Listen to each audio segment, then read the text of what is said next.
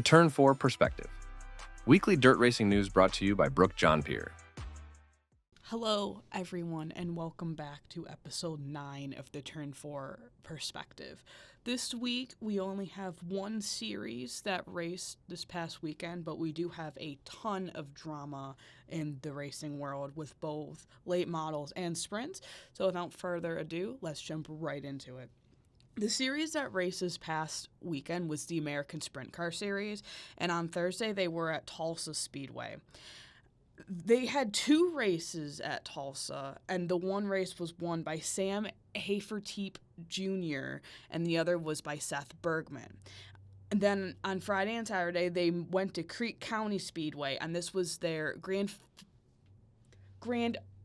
finale for the year. And Blake Hahn won on Friday, which that was his first of the season. And on Saturday, Hafertepe won again, but Bergman became the champion. Now, I know the names of Blake Hahn and Sam Hafertepe, but I don't know much about Bergman. But looking at the statistics of him winning and Hafertepe and Hahn winning as well, this is probably no surprise to anybody. I know that Hafertepe and Hahn have raced with the Ward of Outlaws, Star Circuit of Champions when they were around, and other major series. So this is probably no surprise, and I know that it is no surprise that Hafertepe and Hahn have won. So that is what happened this past weekend, and that was the only series that raced. But like I said, I do have some drama going on. And the first piece of drama is that Brenham Crouch is going to CJB Motorsports and driving the number 5.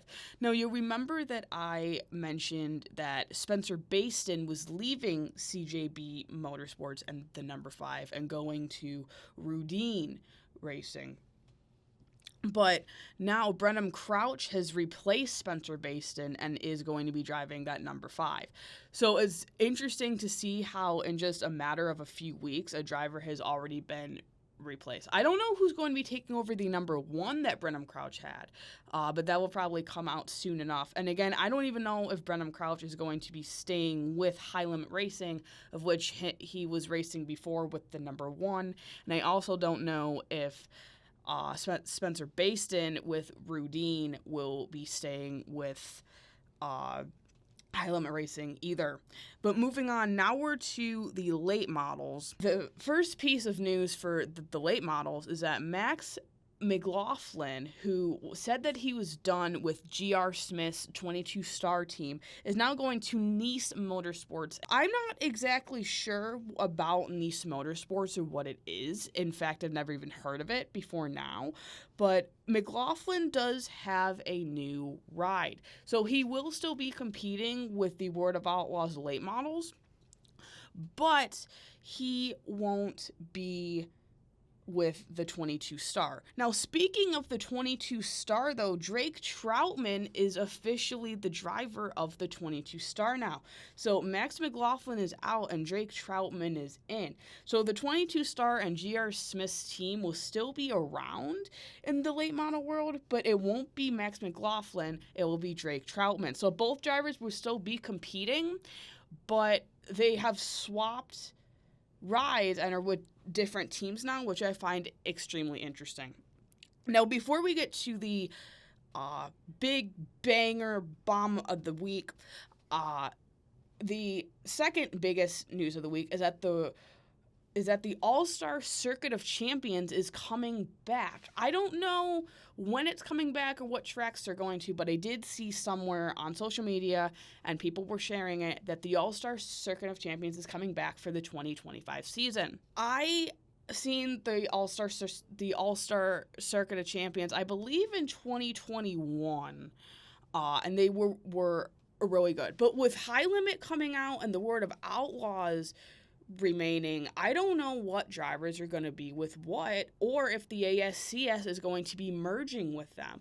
I'm not entirely sure, as there is currently 3 major sprint car series out there, and now the All-Stars are coming back after they had to disband due to High Limit and the ASCS and the Word of Outlaws taking all of the drivers.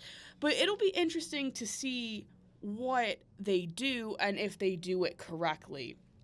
I mean, I seen them. I thought they were great.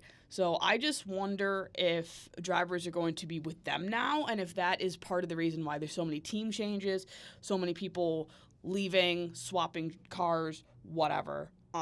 So that is the second biggest bomb, and the biggest bomb of the episode, and the last piece of news in the dirt racing world that I have for you all, is the Midwest Late Model Racing Association, which is sponsored by Lucas Oil. So it's the Lucas Oil Midwest Late Model Racing Association is dissolving. And they announced this, and the reason for this is they want to focus on their Lucas Oil Late Model Dirt Series, which is a more major league. They travel all over the country, although they seem to snub the Northeast, as does the Word of Outlaws Late Models. But they say that they want to focus on that more predominantly instead, so they're dissolving the Midwest one. Now, I'm friends with a lot of these Midwest drivers on Facebook, and they are not happy about this. And quite frankly, I don't think I am either. It's unfair that you're dissolving the Midwest Association when they only go to the Midwest a couple weeks out of the year. So why would you not give them their own deal? Like, I just find that unfair. Like, I mean, that's like if they took away the Super Dirt Car series. I mean, it is a national series, but it's predominantly in the Northeast because the Midwest doesn't have these big block modifieds that we know here in New York, Pennsylvania, New Jersey, Delaware, and Vermont. In the Midwest, they have modifieds, UMP, and they have other types of modifieds that look different and they don't go as fast as ours do. So that's like if they did that to us, and I know that we wouldn't be happy about that. So I feel like they should not dissolve it and that they should leave it as is. But they say that they're focusing on the Lucas Oil Late Model Dirt Series, and that's why they are getting rid of the Midwest Late Model Racing Association. I don't agree with that at all.